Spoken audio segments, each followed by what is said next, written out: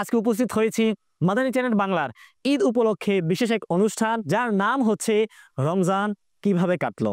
জি হ্যাঁ, এই অনুষ্ঠান ইনশাল্লাহ আমরা কিছু শ্রমজীবী মানুষ রয়েছে, ব্যবসায়ী কিছু ব্যক্তিবর্গের সাথে দেখা করব, তাদের থেকে আমরা শুনবো ইনশাল্লাহ যে তাদের রমজান কিভাবে অতিবাহিত হয়েছে, এই ব্যবসার পাশাপাশি আপনার রমজানের দিনগুলো কিভাবে কাটছে। আলহামদুলিল্লাহ, খুব ভালো যাচ্ছে। আরেকজন ইসলামী ভাইয়ের জুয়েলার্স দোকানে হাজির হয়েছে, ইনশাল্লাহ ওনার থেকে আমরা শুনবো। আসুন, আপনার এই ব্যবসা প্রতিষ্ঠানের পাশাপাশি আপনার রমজানের দিনগুলো আপনি কিভাবে কাটিয়েছেন? রমজানের এই ব্যবসা প্রতিষ্ঠানের পাশাপাশি আমি ইনশাল্লাহ 5 ওয়াক্ত নামাজ জামাতের সহিত আদায় করার চেষ্টা করি ইনশাল্লাহ, এবং তারাবিও জামাতের সহিত আদায় করি। রোজা, তারাবি, সেহরি, ইফতার কিভাবে কাটিয়েছেন সে সম্পর্কে যদি আমাদের কিছু বলতেন। আলহামদুলিল্লাহ, রমজানের উপলক্ষে তো আমরা ইনশাল্লাহ ব্যবসা বাণিজ্য ভালো হচ্ছে, তো এর পাশাপাশি রোজাও রাখছি।